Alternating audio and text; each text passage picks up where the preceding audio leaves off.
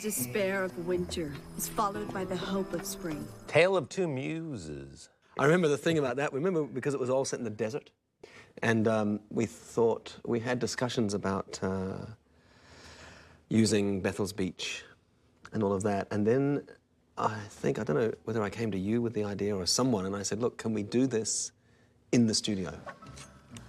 The idea of letting the sand rise up and drop off and lighting it so that you got that hyper-real quality that's not, it's almost too real to be real, you know, I mean, and I think we had things like trays of methylated spirits in front of the cameras to give heat haze. And I mean, it was a difficult shoot in some ways because it was hot. I mean, it was it was hot, and we spent the entire episode in that studio.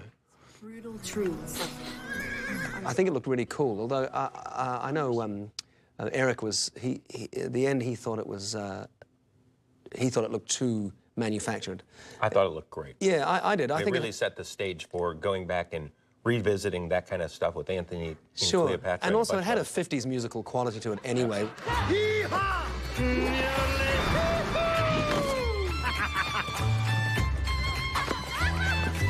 What's names? I think of it as more of a dance piece than a musical per se. I mean, it's certainly not like The Bittersweet in the sense of a musical. It comes off a little more like a Broadway musical. I had pitched some other stories, and they came back to me and said, we like your writing, and we have this other story that we have on the schedule, and we'd like you to do this one for us. So they handed me the idea that it was basically Footloose. I mean, there's no secret about that. Ready? It was certainly Footloose. It was kind of Footloose, wasn't it? Done in ancient times. We wanted to do another story with Tara, Cherie Appleby. I'll admit the truth, which is that I did not care for the character of Tara.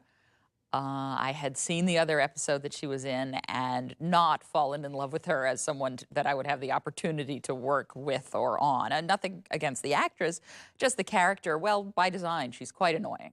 You know what you've done, don't you? Yeah, I know.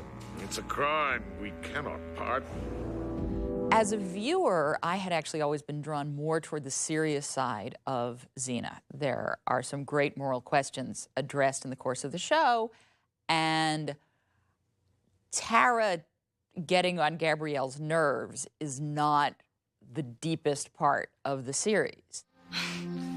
It's great, Tara. You really messed this up. But I did feel that in the course of the episode, we got another layer of her, which I'm quite pleased with. Thanks, Xena. It was really nice seeing you again. You too, Gabrielle? Where do you think you're going? She wasn't originally, and she isn't by the end of this episode, just a cliche of an annoying teen. She has reasons. She played a very nice subtext of that what she really wanted was to be liked, and her way of approaching it was the pigtail pulling. So I think that played nicely. And it breaks my heart that Andros is stuck there. People aren't even allowed to do that.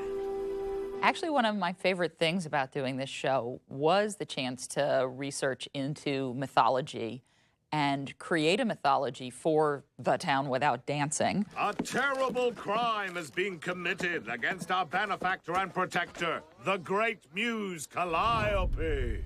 I learned about the Muses, and Terpsichore was one of the main goddesses that I worked into my backstory for why this town was not dancing. And I like coming away from a writing project a little smarter and more educated than I went in. Ladies and gentlemen, I give you Philippa, the reformer. One of the strengths of the series that the cast could make the transition from serious to comedic.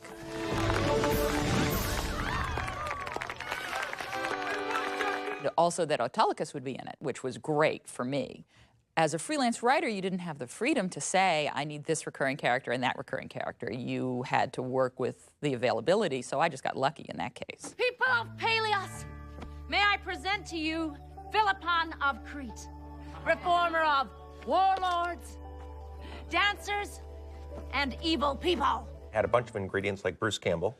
Bruce Campbell, who was great as that insane kind of preacher kind of guy. You just gotta let it go. Praise Calliope. Praise Calliope. Praise Calliope! Praise her! Praise her! Having Bruce Campbell in an episode usually meant it was going to be one of the funny ones, but not necessarily. You could never predict what you were going to get from week to week, which was great.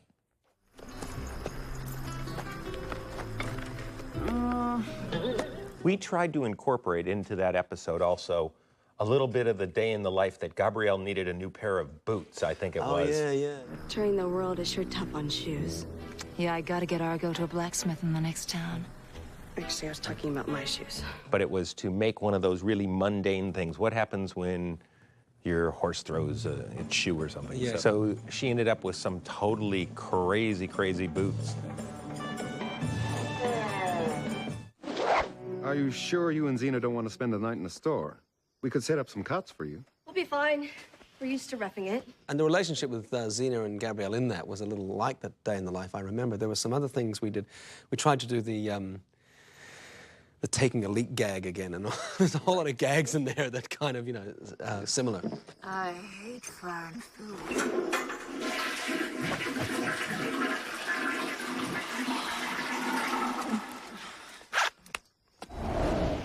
So some of you think that dance is a way to express your inner feelings. It's an art. Well, Philippon has asked me to show you a real art. The art of war! I love the incorporation of the sword fighting and dancing and the comparison of the two. One! I actually was studying sword fighting at the time. I had worked on the series Highlander and had met some sword practitioners while I was working there and was starting to study it, which was great when I was writing the scenes where Xena is teaching the people in town to sword fight or dance, depending how you look at it, because I could use what I'd learned in my own classes and put it into the episode.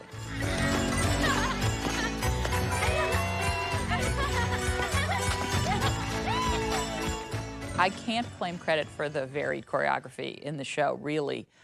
A lot of what happened in this show happened on the set.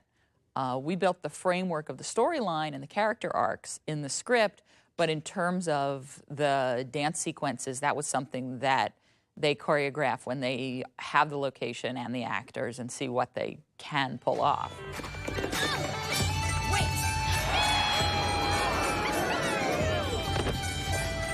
We didn't have a lot of rehearsal time.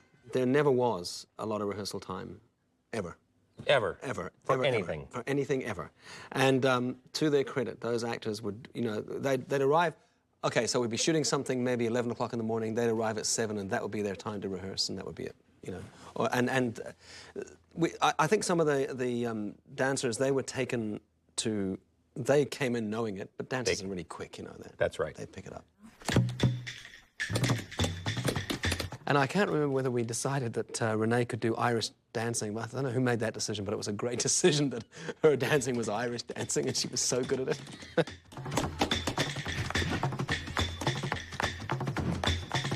And if you watch Lucy, she never did pick up the dance moves. Renee picked them up real good, but Lucy just kind of walked through it and let her character...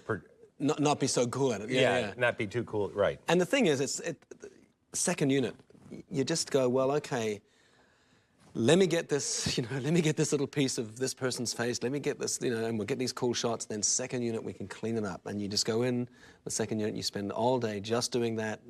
It's just the best thing to have.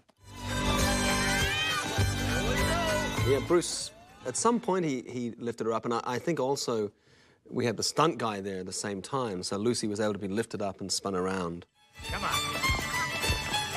But then we'd go to the second unit and do more, you know, big double stuff, you know, that was... Big doubles. Big double stuff, yeah.